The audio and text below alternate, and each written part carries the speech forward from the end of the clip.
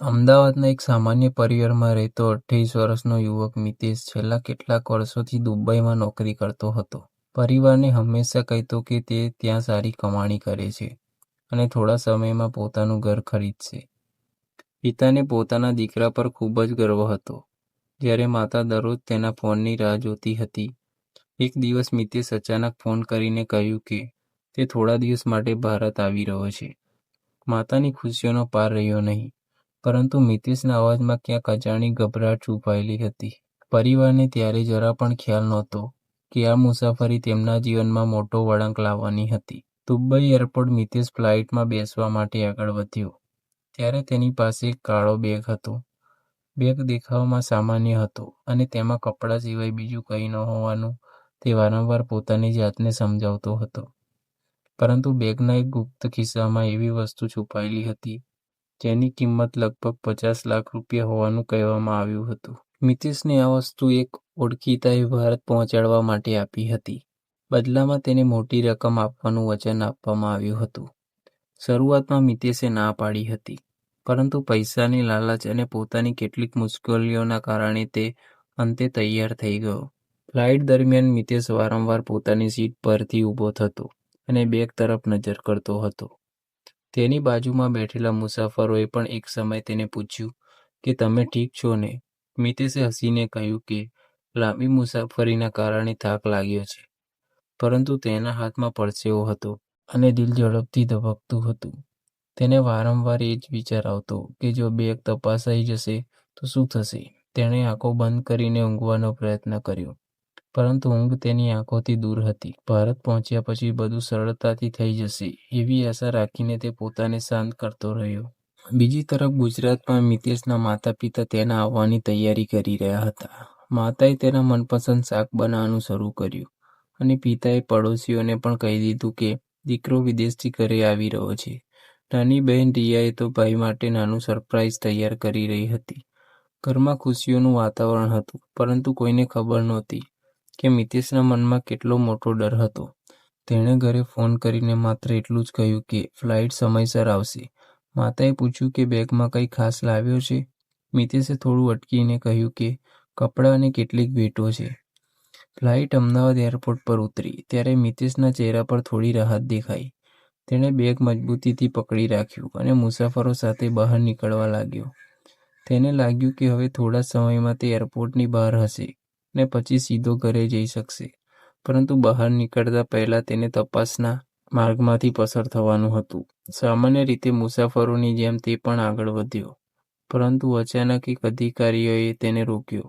મિતેશનું હૃદય જાણે એક ક્ષણ માટે બંધ થઈ ગયું. અધિકારીઓએ તેને કેટલીક સામાન્ય પૂછપરછ કરી અને બેગ ખોલવા કહ્યું. મિતેશે બેગ ખોલ્યો ત્યારે ઉપર કપડાં અને ભેટો દેખાઈ રહી હતી. અધિકારીઓએ બેગને ધ્યાનથી તપાસવાનું શરૂ કર્યું અને પછી તેની નજર બેગના એક ભાગ પર અટકી ગઈ. મિતેશ તરત જ કહ્યું કે એમાં કંઈ નથી, પરંતુ અધિકારીઓને શંકા થઈ. બેગને ફરીથી તપાસવામાં આવ્યો અને એક એવી વસ્તુ બહાર આવી જેને જોઈને મિતેશના ચહેરો સફેદ પડી ગયો. હવે તેની દુબઈથી શરૂ થયેલી સફરનું સાચું રહસ્ય ધીમે ધીમે બહાર આવવાનું શરૂ થયું. તપાસ દરમિયાન અધિકારીઓને બેગની અંદર છુપાયેલો એક ખાસ ભાગ મળ્યો. શરૂઆતમાં મિતેશે કહ્યું કે તેને આ ખિસ્સા વિશે ખબર નથી, પરંતુ અધિકારીઓએ જ્યારે તેને ખોલ્યો ત્યારે અંદર ધાતુ જેવી ચમકતી વસ્તુઓ મળી આવી. મિતેશના ચહેરા પરનો રંગ બદલાઈ ગયો હતો. તેણે તરત જ કહ્યું કે આ વસ્તુ તેની નથી અને તેને કોઈ બીજાએ બેગમાં મૂકી આપી છે. અધિકારીઓએ વસ્તુને બહાર કાઢીને તપાસ કરી. થોડી જ વારમાં વાત ગંભીર બની ગઈ, કારણ કે અંદર સોનાની વસ્તુ હોવાનું પ્રાથમિક તપાસમાં સામે આવ્યું. મિતેશ સમજવાનો પ્રયાસ કર્યો કે તે દુબઈમાં રહેતો એક ઓળખીતાના કહેવા પર આ સામાન લઈને આવ્યો હતો. તેને માત્ર ભારત પહોંચાડવાનું હતું અને તેના બદલામાં પૈસા મળવાના હતા. પરંતુ અધિકારીઓએ પૂછ્યું કે જો તને ખબર નહોતી તો તેણે બેગમાં છુપાયેલી વસ્તુ અંગે સવાલ કેમ ના કર્યો? મિતેશ પાસે કોઈ સ્પષ્ટ જવાબ નહોતો. તેની આંખો નીચે ઝૂકી ગઈ હતી. થોડા સમય પહેલા જે યુવક પોતાના તપાસ આગળ વધતા સોનાનું વજન અને કિંમત જાણવા માટે કાર્યવાહી શરૂ કરવામાં આવી.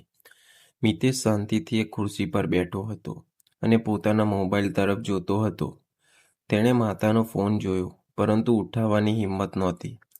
માતા સતત ફોન કરી રહી હતી અને પૂછતી હતી કે દીકરો એરપોર્ટની બહાર કેમ આવ્યો નથી. મિતેશ જાણતો હતો કે હવે ઘરે જવામાં ઘણો સમય લાગી શકે છે. તેના માટે સૌથી મોટો પ્રશ્ન પૈસા કે સજા નહોતા, પરંતુ પરિવારને શું કહેશે એ હતો.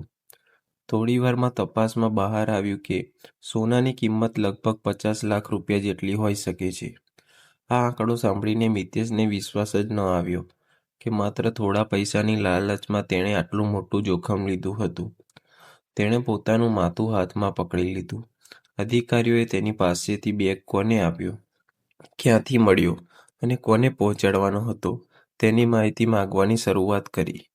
મિતેશ શરૂઆતમાં ચૂપ રહેવાનો પ્રયાસ કર્યો, પરંતુ સતત પૂછપરછ બાદ તેણે દુબઈમાં મળેલા એક વ્યક્તિ વિશે માહિતી આપવાનું શરૂ કર્યું.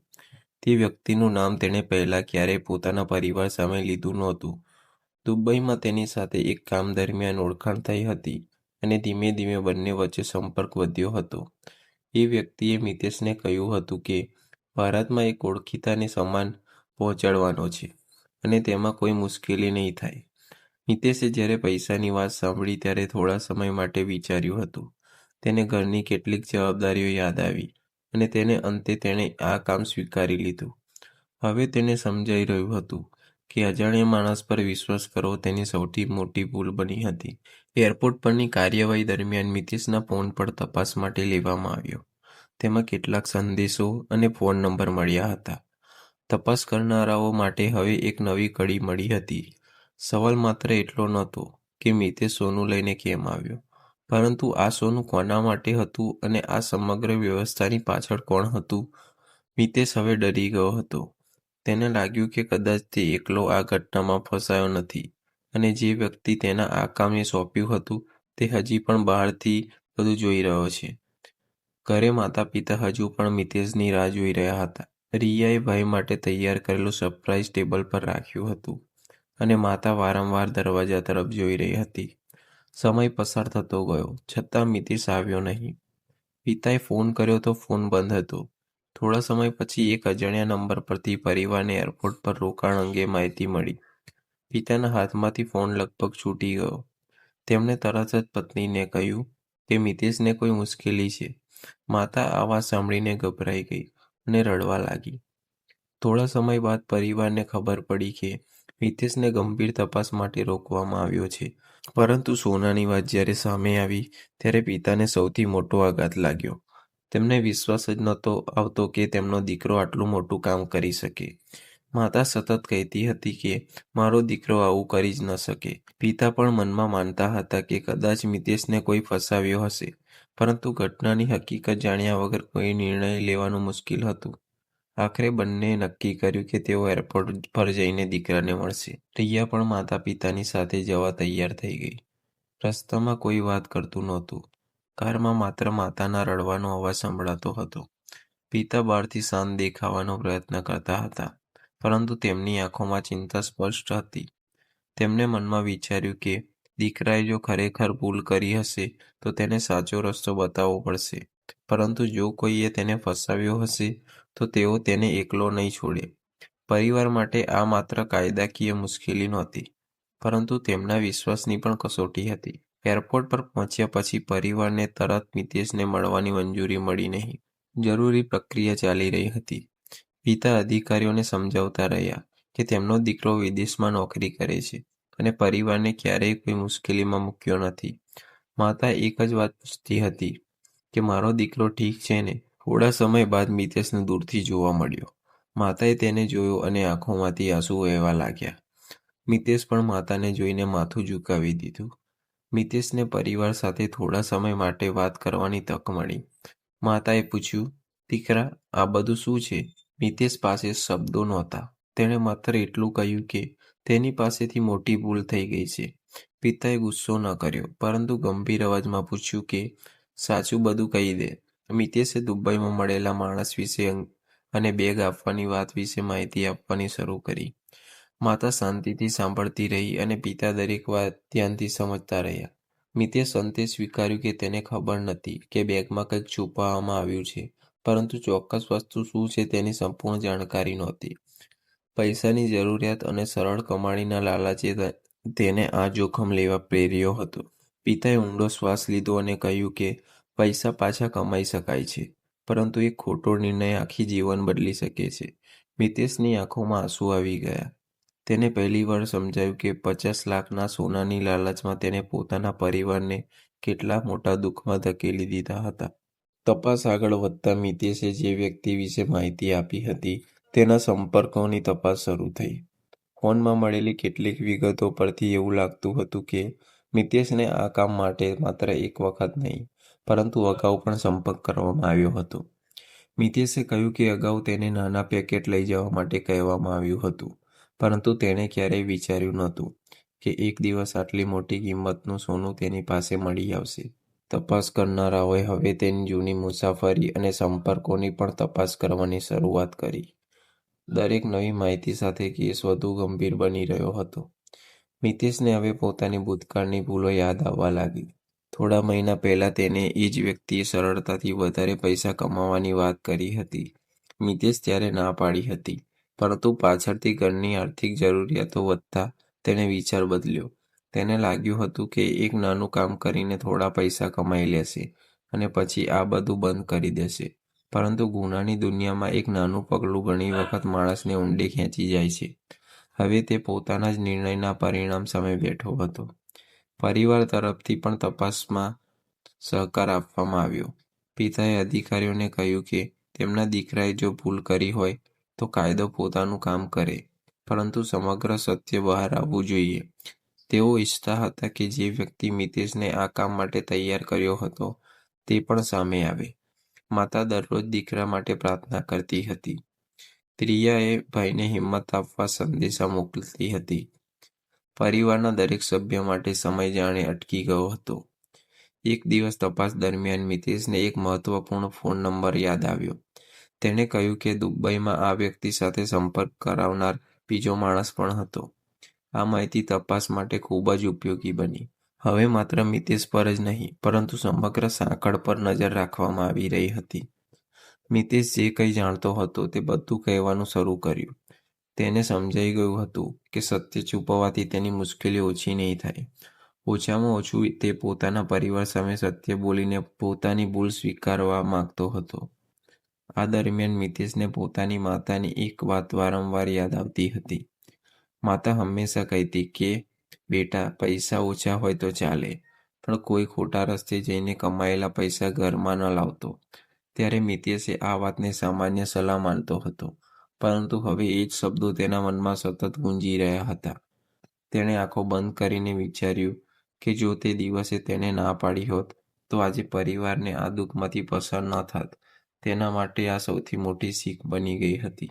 તપાસ પૂરી થતી તરફ આગળ વધી ત્યારે મિતેશને ખબર પડી કે જે વ્યક્તિ તેને આ કામ સોંપ્યું હતું તે પોતે પણ મુશ્કેલીઓમાં આવી શકે છે.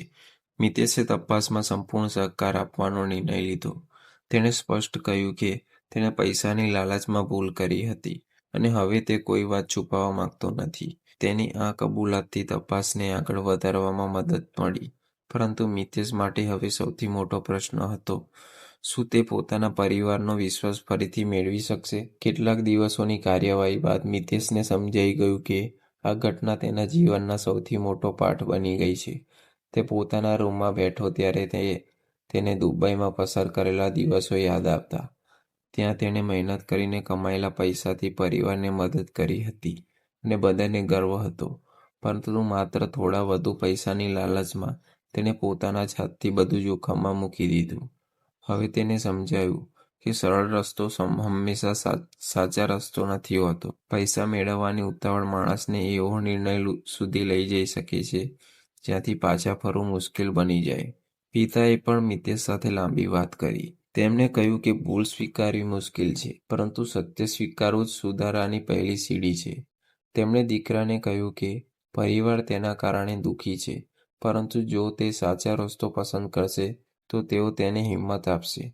મિતેશે પિતાના પગ પાસે બેસીને માફી માંગી. પિતાએ આંખોમાં પણ આંસુ આવી ગયા. તેમણે દીકરાના માથા પર હાથ રાખ્યો અને કહ્યું કે જીવનમાં પૈસા કરતાં ઈમાનદારી વધારે મોટી સંપત્તિ છે. માતાએ જ્યારે મિતેશ સાથે વાત કરી ત્યારે તેણે કંઈ પૂછ્યું નહીં. તેણે માત્ર દીકરાના હાથ પકડીને કહ્યું કે હવે ક્યારેય કોઈ અજાણ્યા માણસની વાતમાં આવીને એવું કામ ન કરતું. મિતેશ રડી પડ્યો. તેણે કહ્યું કે તેને સૌથી વધારે દુઃખ એ વાતનું છે કે તેની ભૂલના કારણે માતા-પિતાએ શરમ અને ચિંતા સહન કરવી પડી. માતાએ તેને સમજાવ્યું કે જીવનમાં ભૂલો થાય છે, પરંતુ ભૂલમાંથી શીખવું જરૂરી છે.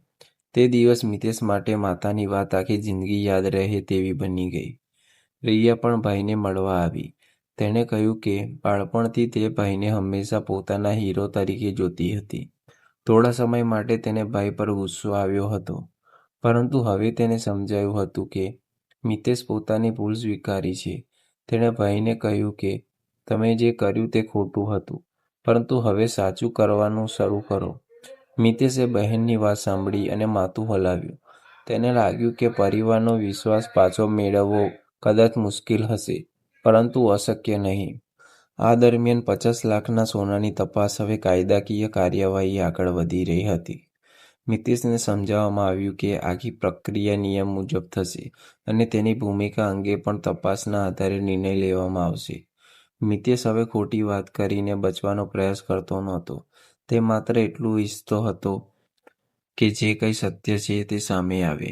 તેણે પોતાની ભૂલને છુપાવવાને બદલે તપાસમાં સહકાર આપવાનો રસ્તો પસંદ કર્યો. આ નિર્ણય તેના જીવનમાં એક નવો વળાંક બની રહ્યો હતો. ઘટનાના અંત તરફ મિતેશ એક વાત પોતાના મનમાં નક્કી કરી. હવે તે કોઈ પણ સંજોગોમાં ગેરકાયદેસર રીતે પૈસા કમાવાનો પ્રયાસ નહીં કરે. જો ફરીથી શરૂઆત કરવી પડશે તો મહેનતથી કરશે. તેને ખબર હતી કે કદાચ જૂની પ્રતિષ્ઠા પાછી મેળવવા સમય લાગશે, પરંતુ તેણે નક્કી કર્યું કે તે પોતાના પરિવારને ફરીથી ગર્વ અનુભવડાવશે. 50 લાખની સોનાની આ ઘટનાએ તેને પૈસાની કિંમત કરતાં ઈમાનદારીની કિંમત શીખવી દીધી હતી. કેટલાક સમય પછી મિતેશ જ્યારે પોતાના પરિવાર સાથે બેઠો હતો ત્યારે ઘરમાં પહેલા જેવી હસી પાછી આવી નહોતી, પરંતુ એક નવી સમજણ જરૂર આવી હતી. પિતા હજુ પણ તેને વારંવાર સમજાવતા કે જીવનમાં મુશ્કેલી આવે ત્યારે પરિવાર સાથે વાત કરવી જોઈએ. માતા પણ હવે દીકરાને લઈને વધુ ચિંતિત રહેતી. રિયા મજાકમાં કહેતી કે ભાઈ હવે કોઈ અજાણ્યા માણસની એક પણ વાત માનવાનો નથી. મિતેશ હળવું સ્મિત કરતો, પરંતુ અંદરથી જાણતો હતો કે આ ઘટનાએ તેની અંદરથી ઘણો બદલી નાખ્યો છે. દુબઈથી ભારત સુધીની તેની મુસાફરી હવે તેના જીવનની સૌથી મોટી યાદ બની ગઈ હતી. વિમાનમાં બેઠેલો મિતેશ જે વ્યક્તિ હતો અને એરપોર્ટ પર તપાસ દરમિયાન બેઠેલો મિતેશ જે બન્યો હતો, બંને વચ્ચે ઘણો ફરક હતો. પહેલા તેને લાગતું હતું કે પૈસા માણસને સુખ આપે છે. હવે તેને સમજાયું હતું કે ખોટા રસ્તે મળેલા પૈસા માણસની ઊંઘ છીનવી શકે છે. 50 લાખ રૂપિયાનું સોનું કદાચ થોડા સમય માટે ખૂબ મોટું લાગ્યું હતું, પરંતુ તેની સામે પરિવારના વિશ્વાસ અને પોતાની ઇજ્જત ક્યાંય વધારે કિંમતી નથી. મિતેશ પોતાના જીવનમાં ફરીથી મહેનતથી શરૂઆત કરવાની તૈયારી કરી. તેણે નક્કી કર્યું કે ભલે કમાણી ધીમી થાય, પરંતુ દરેક પૈસો સાચા રસ્તે કમાશે. તેણે પરિવારને વચન આપ્યું કે હવે કોઈ પણ શંકાસ્પદ કામ માટે ક્યારેય હા નહીં પાડે. પિતાએ કહ્યું કે વચન શબ્દોથી નહીં, પરંતુ સમય સાથે સાબિત કરવાનું હોય છે. મિતેશ આ વાત સ્વીકારી. તેની સામે લાંબો રસ્તો હતો, પરંતુ હવે તેને ખબર હતી કે કયો રસ્તો પસંદ કરવો છે. આ ઘટનાની સૌથી મોટી અસર એ થઈ કે મિતેશ પોતાના આસપાસના લોકો વિશે પણ વિચારવાનું શરૂ કર્યું. ઘણી વખત લોકો ઝડપી પૈસાની લાલચ આપે છે અને કહે છે કે એકવાર કામ કરી લે, પછી જીવન બદલાઈ જશે. પરંતુ આવા વચનો પાછળ શું છુપાયેલું હોય છે તે દરેક વખત દેખાતું નથી. મિતેશને હવે સમજાયું કે કોઈ પણ પેકેટ, બેગ કે સામાન કોઈ અજાણ્યા માણસ માટે લઈ જતા પહેલા તેના વિશે સંપૂર્ણ માહિતી હોવી જરૂરી છે. એક ક્ષણની લાલચ આખા પરિવારને મુશ્કેલીમાં મૂકી શકે છે. માતાએ એક સાંજે મિતેશને કહ્યું કે દીકરા, અમને તારી પાસેથી કરોડો રૂપિયા નથી જોઈતા. અમને માત્ર એટલું જોઈએ છે કે તું સાચા રસ્તે ચાલે. આ શબ્દો સાંભળીને મિતેશની આંખોમાં આંસુ આવી ગયા. તેણે માતાના હાથ પોતાના હાથમાં લીધો અને કહ્યું કે હવે તેને જીવનમાં શું સાચું છે તે સમજાઈ ગયું છે. પિતાએ દૂરથી બંનેને જોયા અને શાંતિથી સ્મિત કર્યું. પરિવાર ફરી એક થઈ રહ્યો હતો, પરંતુ આ વખતે પૈસાની પાછળ નહીં, વિશ્વાસની આસપાસ. અને આ રીતે દુબઈથી લાવવામાં આવેલા લગભગ 50 લાખ રૂપિયાની સોનાની ઘટના મિતેશના જીવનમાં એક કડવો પરંતુ મહત્વપૂર્ણ પાઠ બની ગઈ. તેને સમજાવ્યું કે પૈસાની લાલચ થોડા સમય માટે આંખો બંધ કરી શકે છે, પરંતુ પરિણામથી કોઈ બચી શકતું નથી. પરિવારનો વિશ્વાસ તૂટે પછી તેને પાછો મેળવવા માટે વર્ષો લાગી શકે છે. સાચી કમાણી ધીમે મળે તો પણ મને શાંતિ આપે છે, જ્યારે ખોટી કમાણી માણસને અંદરથી ખાલી કરી નાખે છે. મિતેશની વાર્તા એ જ વાત યાદ અપાવે છે કે ઝડપી પૈસાની લાલચમાં લેવાયેલો એક ખોટો નિર્ણય આખી જિંદગીનો સૌથી મોટો પસ્તાવો બની શકે છે.